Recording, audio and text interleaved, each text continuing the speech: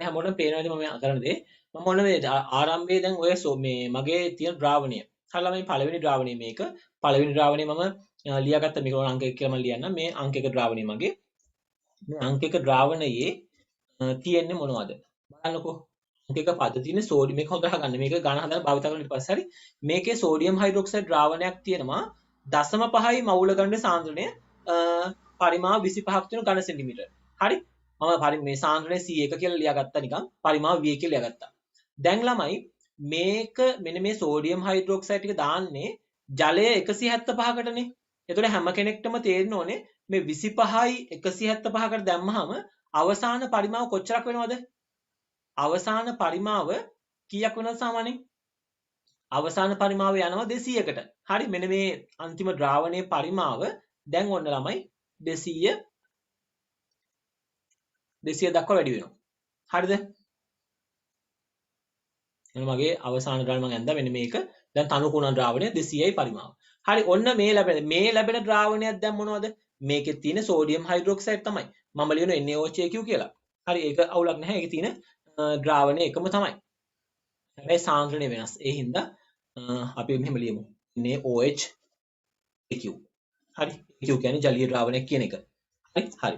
එයාගේ සාන්ද්‍රණය මම ලියා ගන්නවා ළමයි C2. හරි. සාන්ද්‍රණය C2 වෙනස් වුණානේ. දන්නේ නැහැ. හරි. ප්‍රශ්නාර්ථයක්. සාන්ද්‍රණය C2 දන්නේ නැහැ.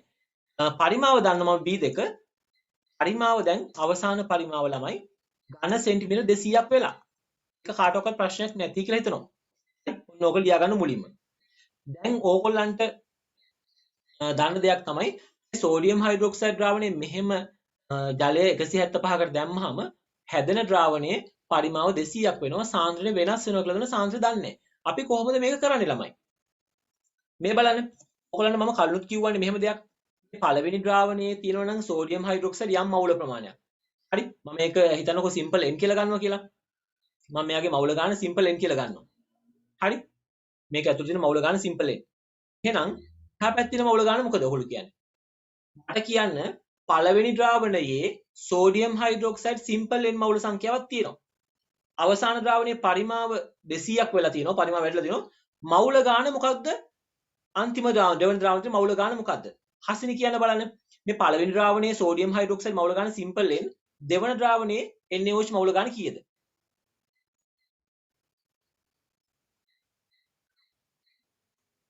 හසිනි මොකද පුතේ? ඇහෙන්නේ නැහැ.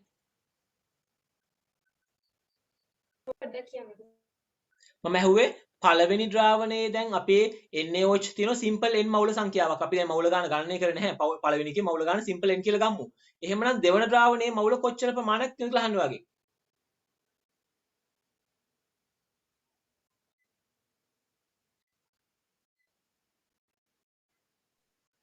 n ධන 12.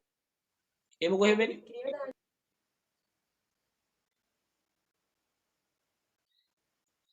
පළවෙනි ද්‍රාවණයේ සිම්පල් n මවුල සංඛ්‍යාවක් තියෙන සෝඩියම් හයිඩ්‍රොක්සයිඩ් දෙවන ද්‍රාවණයේ තියෙන මවුල සංඛ්‍යාව මම අහන්නේ. දෙවන ද්‍රාවණයේ මවුල කොච්චරක් තියෙනවද? මම කරපු දේ ආයි කියන්නම් ඔයාට. ඔන්න හසිනි අහගන්න.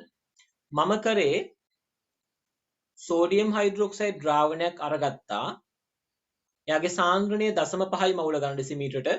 එයාගේ පරිමාව 25. ඒක තමයි මගේ පළවෙනි ද්‍රාවණය. හරිද? එතකොට ඒකේ සෝඩියම් හයිඩ්‍රොක්සයිඩ් මම හිතනවා සිම්පල් n මවුල සංඛ්‍යාවක් තියෙනවා කියලා. ඊළඟට කරන්නේ එම ද්‍රාවණයට ජලය 175ක් යොදලා ද්‍රාවණ ඝනසෙළු 200ක් හදා ගන්නවා. හරි මම අහන්නේ අන්න ඒ ද්‍රාවණය ඇතුලේ සෝඩියම් හයිඩ්‍රොක්සයිඩ් මවුල කීයක් තියෙනවද කියලා. හසිනි මොකද කියන්නේ?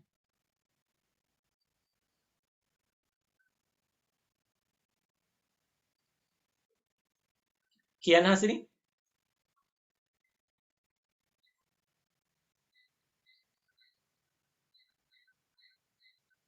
අන්තිම ද්‍රාවණයේ මවුල සංඛ්‍යාව කොච්චරද කියලා අහන්නේ.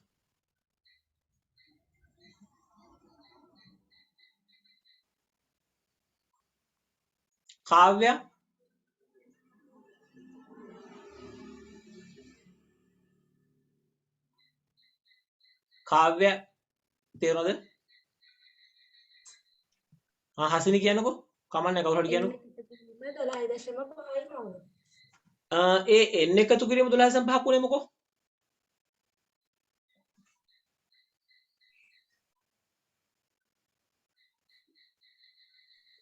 ඒ එන්නේ මම දැක්කා මේ දාලා තියෙන උත්තරය. ඒ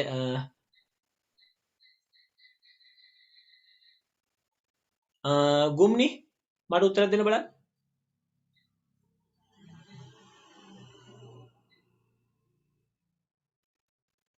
ගුම්නි කියන්න. එන්මයි සර්. එන්මයි. ඔව් අන්න හරි. දැන් මෙන්න මේකෙදි අපි අහගන්නකො අනිත් අයත්. දැන් මම කියපු දේ හොඳට තේරුම් ගන්න. මම කිව්වේ මේ පළවෙනි ද්‍රාවණයේ තියෙන සෝඩියම් හයිඩ්‍රොක්සයිඩ් 25ක ද්‍රාවණයක්නේ. ඒ සෝඩියම් හයිඩ්‍රොක්සයිඩ් 25ක ද්‍රාවණයේ මේ තියෙන සෝඩියම් හයිඩ්‍රොක්සයිඩ් මවුල තියෙන සිම්පල් n ප්‍රමාණයක් තියෙන්නේ. හරි තමයි. ඉතින් ඔය ද්‍රාවණයටම තමයි ජලය 175ක් දාන්නේ. එතකොට ඔය සෝඩියම් හයිඩ්‍රොක්සයිඩ් මවුල ගන්න වෙනස් වෙනවද? මේ අහන්න ළමයි. මෙහෙම කිව්වොත් තේරෙයිද? මේ බලන්න. දැන් ඕකොල්ලෝ හදා ගන්නවා සීනි හැන්දක් දාලා ද්‍රාවණ ඝනසට 25ක්. හරි ළමයි. ජලයට සීනි හැන්දක් දාලා ද්‍රාවණ ඝන සෙන්ටිමීටර් 25ක් හදා ගන්න. 25ක පරිමාවක් හදා ගන්න. මම අහුවොත් එහෙම මේ 25 පරිමාව ඇතුළේ තියෙන සීනි හැඳි ප්‍රමාණය එක හැන්දයිනේ. ඒක හැමෝටම තේරෙන එක සීනි හැන්ද තියෙන්නේ. ඊට පස්සේ මම කියනවා මේ ද්‍රාවණයටම තව ජලය 175ක් දැම්මහම මේකේ ඇතුළේ තියෙන සීනි ප්‍රමාණය කොච්චරද කියලා. ළමයි සීනි මුලින් දාපු හැන්දම තමයි මේකේ තියෙන්නේ. ඒ නිසා මවුල ගාන වෙනස් වෙන්නේ නැහැ. මම මුලින් දාපු NaOH මවුල ගානම තමයි මේකේ තියෙන්නේ. ජලය දැම්මහම සිදුවෙන්නේ පරිමාව වැඩි වෙන එක විතරයි. ඒ කියන්නේ මවුල ගාන තනුක වෙනවා. නැත්තම් මවුල ගාන එකම තියාගෙන තනුක වීමක් විතරයි වෙන්නේ ද්‍රාවණය. ඒ නිසා මේ අවසාන ද්‍රාවණයේ තියෙන මවුල ගාන ඇත්තටම ඒ මාගේම තමයි. පැහැදිලිද? ඒ නිසා මෙන්න මේකේ තියෙන සිම්පල් n මවුල සංඛ්‍යාවක් තමයි ළමයි තියෙන්නේ.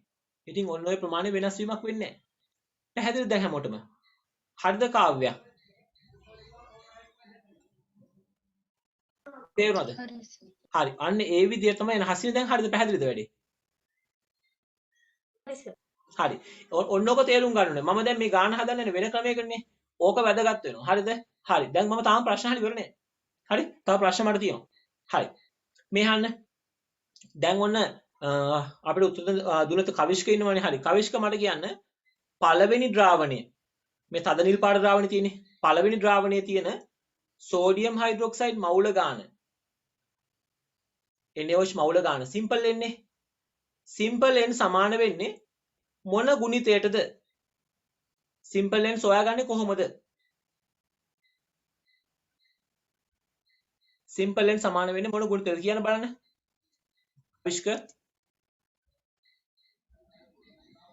මවුල ගාන හොයාගන්නේ කොහොමද කියලා අහන්නේ. කවිෂ්ක ඉන්නවද?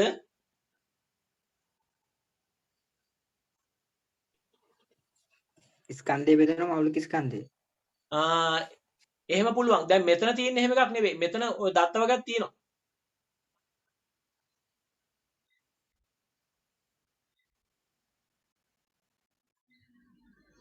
මෙතන තියෙන දත් වලින් කොහොමද වෙන්නේ?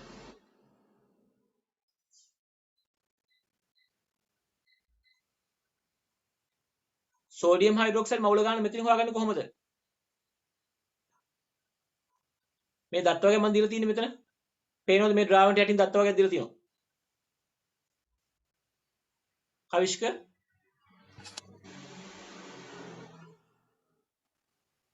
කලින් එකේ සාන්ද්‍රණය අර පරිමාවෙන් ගුණ කරනවා. ඔව් මෙතන තියෙන සාන්ද්‍රණය සහ පරිමාව ගුණ කරනවා. ඒ කියන්නේ C1 කියන එක මම C1 කියලා ගත්තානේ මෙතනදී සාන්ද්‍රණ ළමයිට පේනවනේ C1. C1 ව දැන් ගුණ කරනවා කාගෙන්ද? V1 වලින්. හරිද ඕක? මයි මවුල ගාන හොයාගන්න සූත්‍රයක් තියෙනනේ n සමානයි CV කියලා. ඔකනේ මතකද ඒක? මවුල ගාන සමානයි සාන්ද්‍රණය ගුණකින් පරිමාව. ඒ අනුව මම මොකද කරේ? මේ තියෙන මේ මවුල් මේ සාන්ද්‍රණය සහ පරිමාව ගුණ කරා පරිමාව. ඒතර n එක සමානයි C1 V1.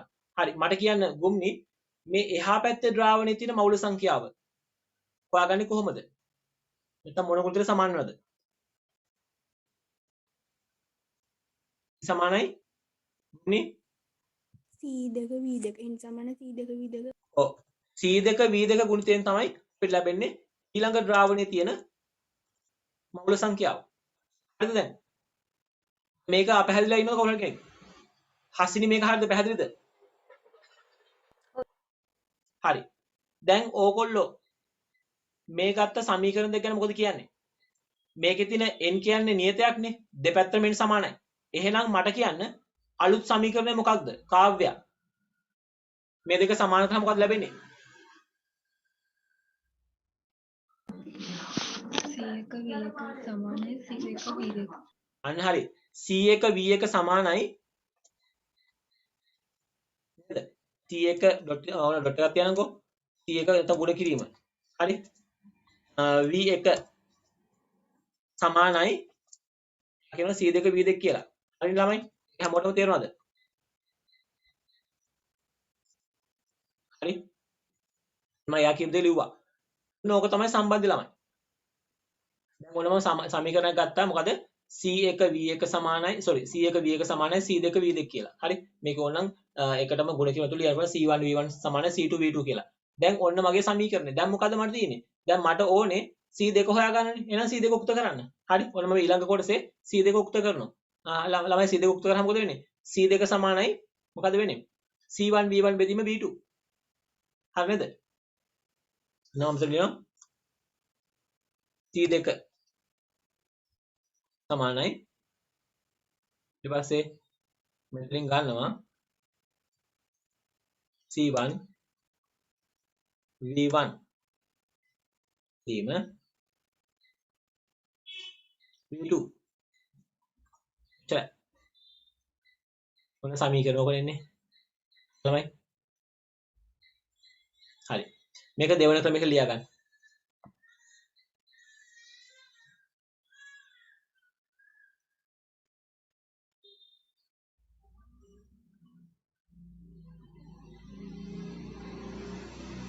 හරි මේක දෙවන ක්‍රමය කියලා අඳ ගන්න නැත්නම් මේකේ අගයන් ටික දාලා ඔයගොල්ලෝ හොයන්න හරි දෙවන ක්‍රමය මේක මෙතන ලියා ගන්න මම ලස්සනට පැහැදිලි කරලා ලියා ගන්න ද්‍රාවණ දෙක ඇඳලා මවුල ගන්න නියතක බව අරගෙන මේ දෙවන ක්‍රමයක ලියා ගන්න හැමෝටම පැහැදිලි නම් එච්චරයි ප්‍රශ්න නැහැ ඒක මේ ක්‍රමයට හදන්න පුළුවන් ගණන් හරි මේකේ තේරුම් ගන්න තියෙන්නේ මවුල ගන්න වෙනස් වෙන්නේ නැහැ ද්‍රාවණයක් තනු කරනකොට ඒ හින්දා සාන්ද්‍රණය C1 V1 සමාන වෙනවා දෙවන අවස්ථාවේ සාන්ද්‍රණය C2 දෙවන අවස්ථාවේ පරිමාණ V2කට. හරි C2 විගුණිතයට. ඒ හින්දා C1 V1 සමානයි C2 V2 කියලා මත තියාගන්න අපි. හරි. එහෙමත් පුළුවන් කරන්න.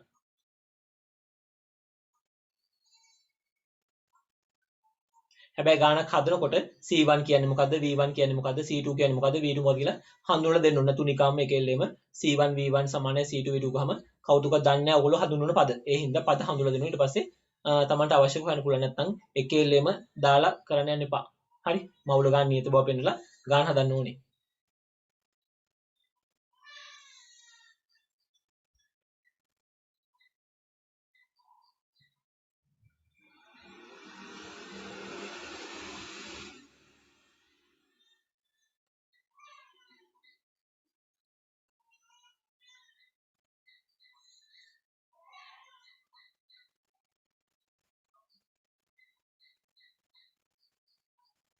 හරි එතකොට මේකෙදී මේ අර දෙපැත්තෙම V1 V2 තියෙන හින්දා නැත්නම් මේ V1 සමීකරණ උඩ සහ පහළ තියෙන හින්දා 10 ඍණ 3 අවශ්‍ය වෙන්නේ නැහැ ඝන සෙන්ටිමීටර ආදේශ කරන වීම පහසුවක් මේකෙදී හරි දැන් අපි මේක ආදේශ කරනකොට අපිට ඒක පහසුවක් වෙනවා හරි තමයි C1 V1 කියන එක අපිට අමුතුවෙන් මේ සාන්ද්‍රණය එකම ගන්න ඕනේ නැහැ මම C1 වලට මෙතන ආදේශ කරන උත්තරෙත් මම අරන් පෙන්නනවා 0.5යි මවුල ඝන ඩෙසිමීටරයට dm ඍණ 3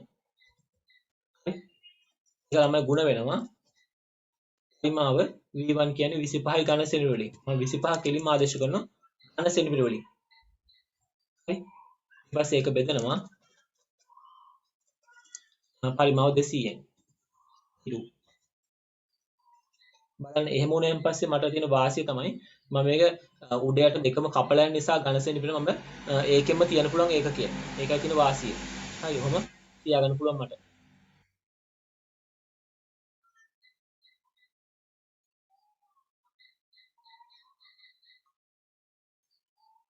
හරි ඔහොම තියාගන්න ඊට පස්සේ සුළු කරන්න 25 බෙදීම 8 .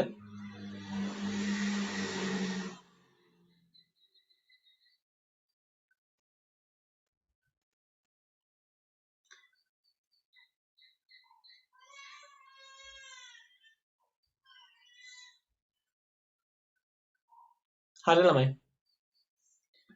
මේක පැහැදිලිද හැමෝටම?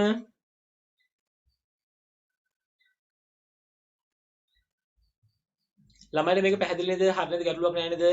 හදලා ඉවරද? හරිද කාව්‍යා? හරි සර්. හරි කවිෂ්ක? හරි හරි හාසිනී හරිද පැහැදිලිද? හරි. ගොම්නිට කොහමද? හරි සර්. හොඳයි. හරි. ඕනේ දැන් මූලික අදහස් තේරුම් ගත්තා නම් හරි දැන් ගණන් හදනකොට ඉක්මනින් හදන්නයි ඕනේ. හරි ඉක්මනින් හරියට හදන්න ඕනේ. පද හඳුනලා දෙන්න හරියට ඕනේ. ඒ නිසා රූප අඳින්න අවශ්‍ය නැහැ. හැබැයි පද හඳුනන උඩ ගාන හරියනවා. හරි. අපි තව එක ගානක් කියන මේ වගේ. බලන්නකො මේකත් පුළුවන්ද කියලා ඔයගලන්ට.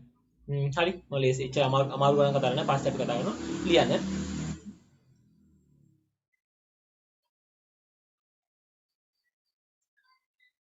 ලියන්න. සංශුද්ධ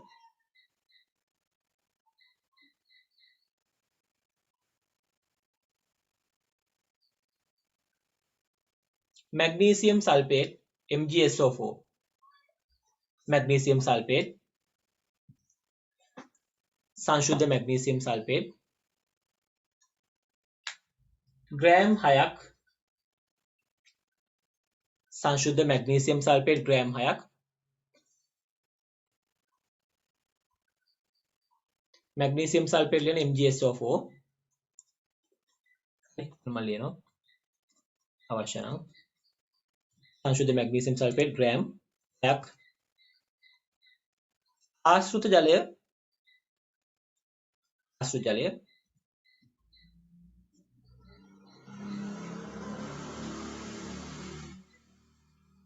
ආශ්‍රිත ජලය ඝන සෙන්ටිමීටර් 250ක දිය කර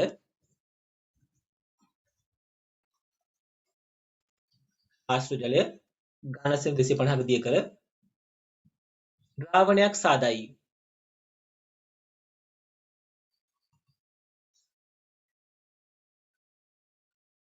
ද්‍රාවණයක් සාදයි.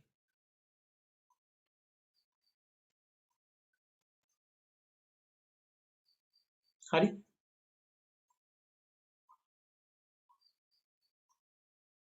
ද්‍රාවණයක් සාදයි.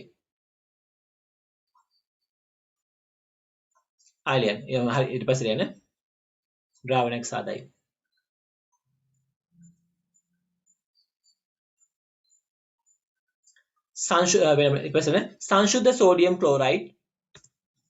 සංශුද්ධ සෝඩියම් ක්ලෝරයිඩ් NaCl සංශුද්ධ සෝඩියම් ක්ලෝරයිඩ්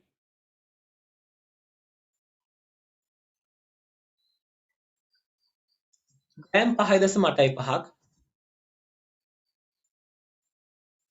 ග්‍රෑම් 5.85ක් ආශ්‍රිත ජලයේ දිය කර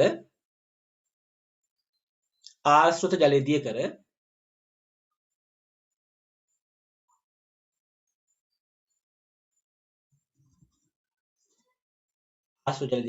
ද්‍රාවණ ඝන සෙන්ටිමීටර් 150ක් සාදයි.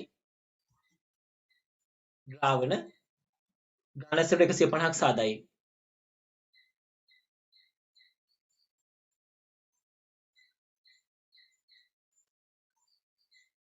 හරි 150ක් සාදයි.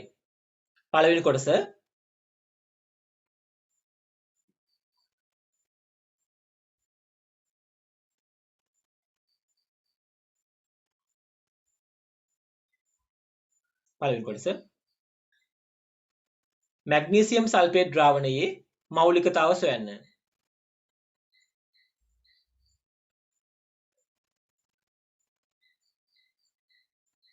හරි මැග්නීසියම් සල්ෆේට් ද්‍රාවණයේ මෞලිකතාව සොයන්න.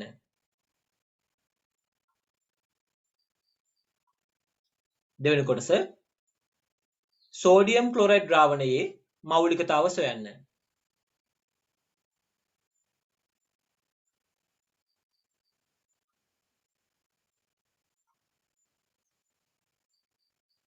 හරි තුන්වෙනි කොටස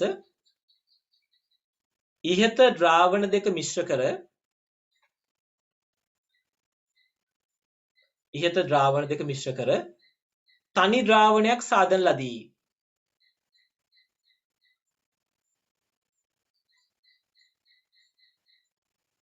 තනි ද්‍රාවණයක් සාදන ලදී.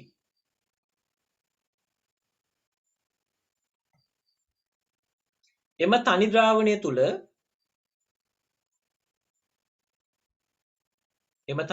තුල කමා සිම්පල් A කොටස මැග්නීසියම් සල්ෆේට් වල මෞලිකතාව සොයන්න. සිම්පල් A කොටස ප්‍රශ්නය මැග්නීසියම් සල්ෆේට් වල මෞලිකතාව සොයන්න. සිම්පල් B කොටස සෝඩියම් ක්ලෝරයිඩ් වල මෞලිකතාව සොයන්න. හරි. සෝඩියම් ක්ලෝරයිඩ් වල මෞලිකතාව සොයන්න. අපි මේ සාපේක්ෂ පරමාණුක ස්කන්ධය යටින් දෙන සෝඩියම් වල ලියා ගන්න මේ අවශ්‍යයි 23යි. හරි. සෝඩියම් 23යි. මැග්නීසියම් ළමයි 24යි. G. හරි. 24යි. ඊට පස්සේ ඔක්සිජන් සල්ෆර් ලියා ගන්න සල්ෆර් 22යි ඔයගොල්ලෝ දන්නවා ඒක. ඔක්සිජන් 16යි. ක්ලෝරින් Cl අවශ්‍ය වෙනවා 35.5යි. මේක දත්ත වශයෙන් දෙනවා. දැන් පුළුවන් ද බලන්න. පළවෙනි කොටස සහ දෙවෙනි කොටස වෙනම ගණන් දෙකක්. ඒක පුළුවන් නේ මැග්නීසියම් සල්ෆේට් ස්කන්ධය දුන්නා, NaCl ස්කන්ධය දුන්නා. මේ දෙකේ වෙන වෙනම අපිට සාන්ද්‍ර හොයාගන්න පුළුවන්. දෙවෙනි කොටසත් කරන්නකෝ බලන්න කළා මට උත්තර ටික ටක් ගාලා දාන්න බලන්න බලමු අපි ළමයි මේක තේරුම් ගත්තේ කොහොමද කියලා. හරි. කරන්නකෝ ටක් ගාලා.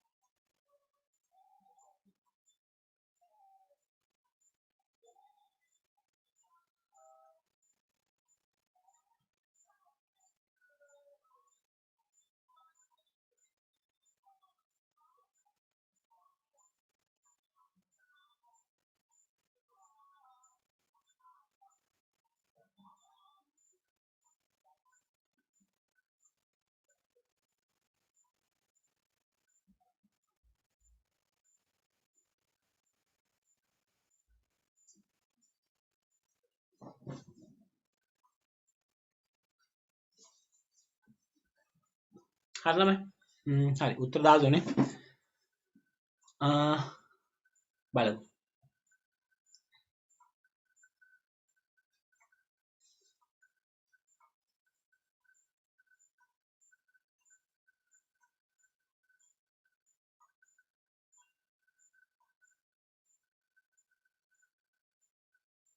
එකට 0.1 නේද? ගුමිණි උත්තර මොකද වෙන්නේ? හැදුවද? හා.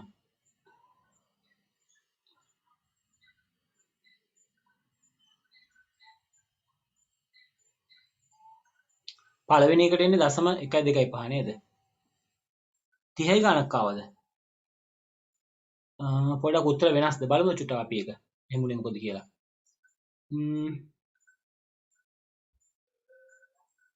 අනසයි මගේ ටයිප් කරපු එක වැරදිලා. ඒක තමයි. දශම ගණක් වෙන්නේ නැති. හරි. දැන් පළවෙනි එකේ මැග්නීසියම් සල්ෆේට් වල මේ මවුල ගාන හොයාගන්න නැතිනේ කොල්ලෝ. මේ නේද? මැග්නීසියම් සල්ෆේට් වල මැග්නීසියම් 24යි සල්ෆේට් කියන්නේ මම කියලා දුන්නා මේ සල්ෆේට්ගේ මෞලික ස්කන්ධය 96ක් මම හිතන්නේ. 96යි 24යි ගත්තාම 120යි. ඒතකොට එතන 6 බෙදෙන්නේ 120ෙන් මම හිතන්නේ. මැග්නීසියම් සල්ෆේට් මවුල ගාන මම වෝල්ට් එකට එන්නම්. මේ මවුල ගාන එන්නේ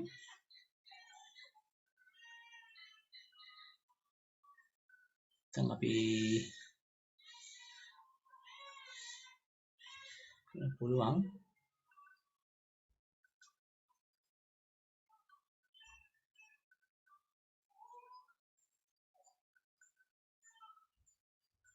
හරි මම මේක අයින් වෙනම්කෝ. ඔය ටිකෙන් තියෙන හරි. හරිද? මැග්නීසියම් සල්ෆේට් මවුල ගාන හොයනකොට කොහොමද මවුල ගානෙන් මම ඕනා මුලින් පැත්තක හොයන පළවෙනි කොටසේ මැග්නීසියම් සල්ෆේට් මවුල ගාන හොයා ගන්නවා. හරි n කියලා සිම්පල් n පළවෙනි කොටස හදන්නේ.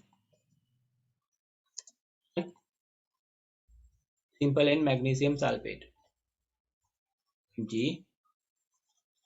SO4 හරි magnesium sulfate මවුල ගාන කොහොමද දෙන්නේ 6 බෙදීම ග්‍රෑම් 6ක් තියෙනවානේ ග්‍රෑම් 6 6යි ග්‍රෑම් බෙදනවා කියනද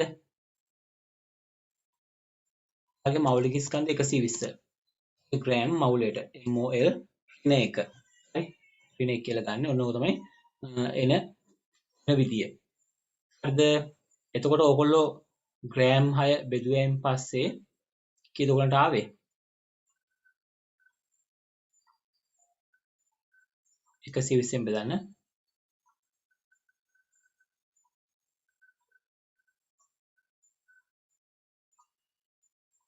හරි මවුල වලින් එනවා එතකොට 6ට 0යි 60ට 0යි 600ට 5යි දශම 0යි 0.5යි කියලා එනවා මවුල හරි